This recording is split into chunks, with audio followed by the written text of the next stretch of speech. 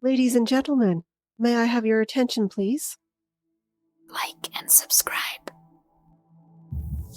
Welcome to the Sit, Walk, Work podcast, a show about paying attention.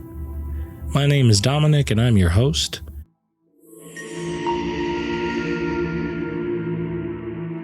It's the time of year in which everyone tends to be focused on the idea of goal setting, on trying to achieve some new threshold or to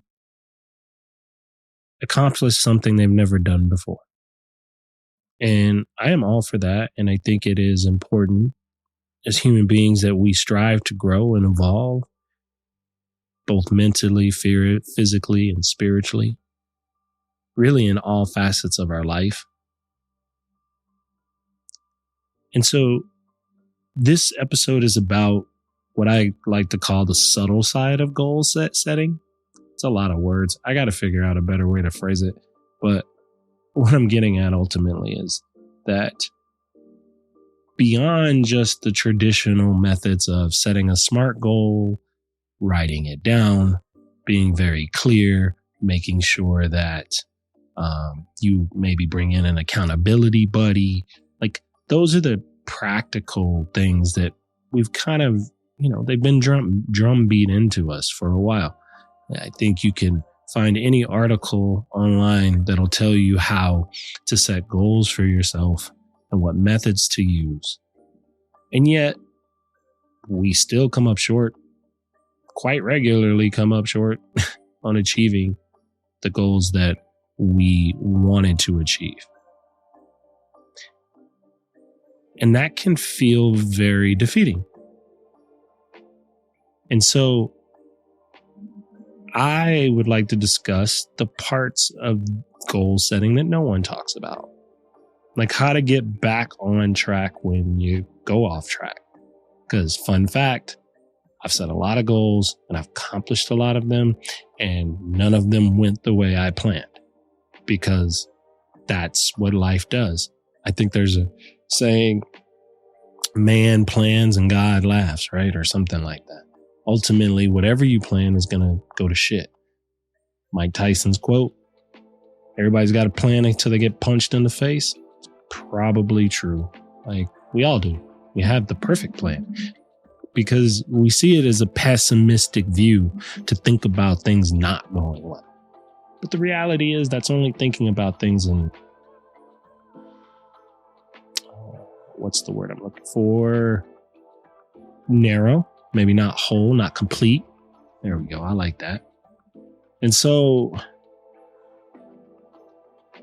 what am I talking about here? Well, I've kind of broken them down into 4 subcategories of things that are important when you're setting a goal.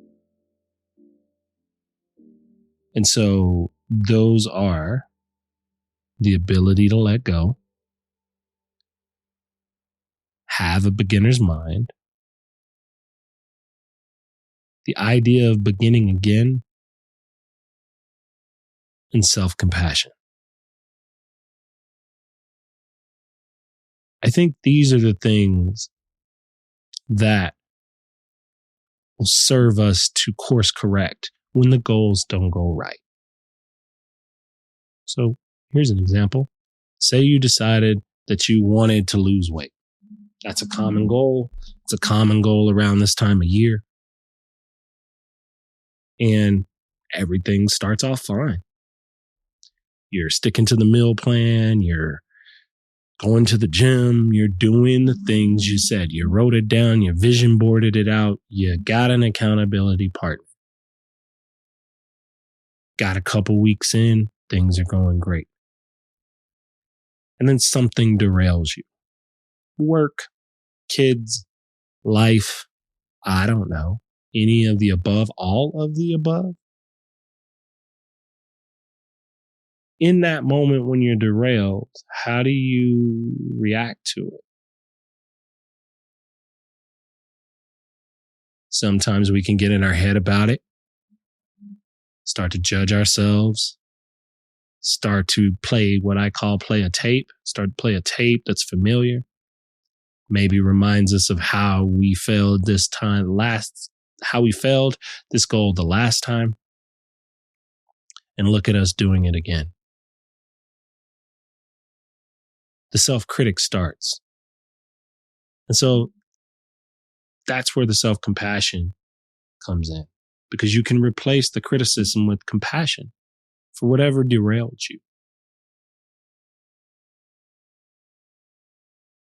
Rather than berate yourself about every time you've ever failed in all your life, you can acknowledge that life is hard, and so are doing great things. And you can be kind to yourself. But that's not enough. To get back on track, you have to take that a step farther. And so you have to begin again. Now, beginning again doesn't mean starting over the exact same way. It means looking at the process and seeing what you can do to put yourself in position to not be derailed again. That might require you letting go of something you thought you had to have in this process in order to keep the momentum going.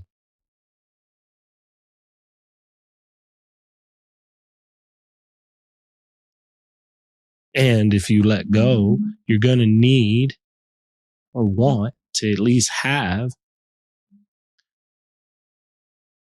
a way to look at this problem or challenge from a fresh set of eyes. As you begin again, you do so with that beginner's mind. And if you use one of these, you'll probably have a better success rate with your goals. But if you really learn how to intermingle them and weave them together, they do one thing that I think is most important when you're chasing a goal. They keep the momentum going. I heard a quote, and for the life of me, I think it was Seth Rogen, actually, of all people. He said something to the effect of,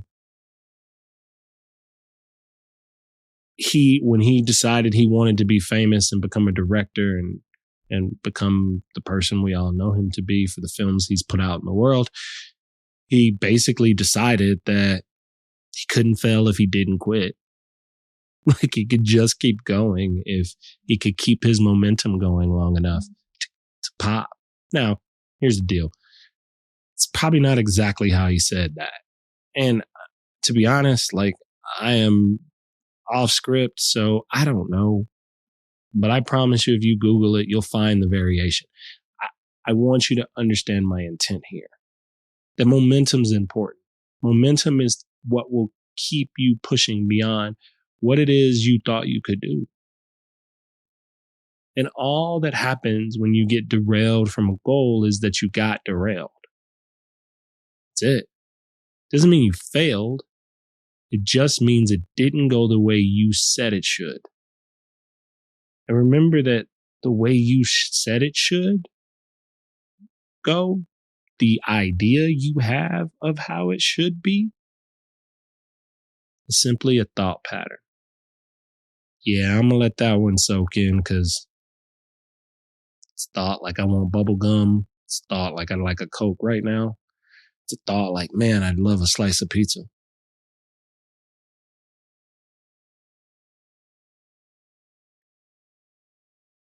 Now, it's a thought with some energy put behind it. Oh, yeah, you put some energy into it. That's how it comes to be, right? But at the end of the day, it started off as a thought. Which means it can be changed. You can change your mind. You can change your direction. You don't need permission. You simply need to allow yourself the freedom to do it. Okay, that sounds like permission.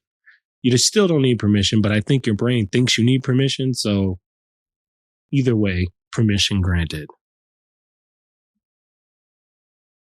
And here's the deal. There's also a matter of timing at play here, right? Because again, back to that whole thought, thinking mind thing we talked about. You can say you want your goal today, and you can say, I'm going to will that goal into fruition. And I don't really give a damn what anybody says or does. Like, I'm going to make this thing happen right now. Yeah, you could do that. Go right ahead. I encourage you. But remember one thing and one thing only.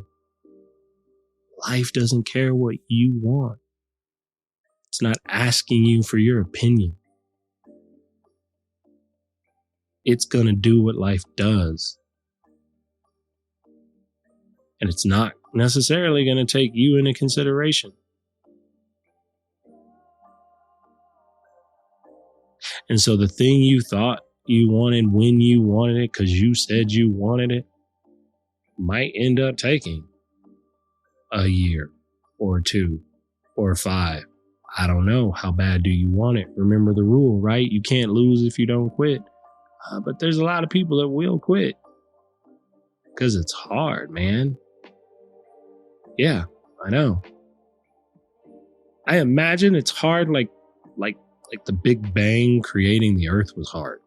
Like, to create something is hard. Think about all the things that are created. I don't know of any person that has birthed an idea from a thought to existence that did so like that. I don't know them. They might exist, and that's cool if they do. But for all intents and purposes, everything that I've ever seen created looks like a pain in the ass to make. Hell, kids, babies, humans. I mean, my mom and any other woman that I know, like, it's hard to create a life inside of you. It literally takes and takes from you in a way that me as a heterosexual man has no clue. Like, I look, props. I get it. Like, that's amazing. I don't know that I would want to do that. But the point is, like, it takes a massive amount of energy to put something out there. And your goals, no matter what they are no different.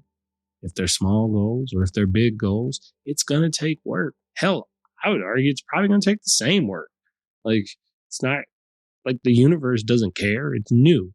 Like, so it's coming from nothing into something. And so you're going to have to put in energy, and you're probably going to have to put in more energy than you think you need to. That's why they tell you to love it.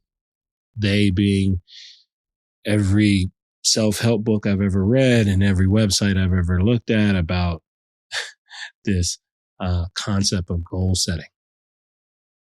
And look, at the end of the day, it might all be for naught. So that's why you got to learn to love the process.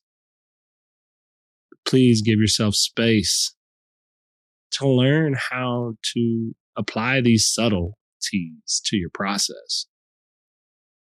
Because I think if you begin to do that, if you begin to address the emotional components of your goals, you'll find that there are some invisible things blocking you. Not just the challenge of the goal, but your belief system, the critic that's inside your head. I mean, there's a lot. There's a lot going on. But as you will hear me say over and over again, I like to stay focused on the pieces of the puzzle that I can control. And I can control what happens when my goal, my plan goes awry. I understand how to apply the 4 things that I suggested. And in coming episodes, I'm going to provide you with some guided meditations to go a little deeper into self-compassion. See what it's like to begin again, to start over. What does a beginner's mind look like? And really get to know yourself in a more intimate way. Because I believe if you do that, if you get closer to you, the benefit will be that you'll be able to approach things like goals and tasks in a much more fluid way. And so even when things fail, you're just able to rebound in a way that others can't. And I think that's an amazing gift to have for yourself and for others. So I appreciate you all for joining me. Thank you for listening to today's episode. I invite you to check out my Substack, where we are building a community of like-minded individuals to discuss all topics related to the idea of paying attention. I hope to see you there. But until then, with Meta, may you be well. That's the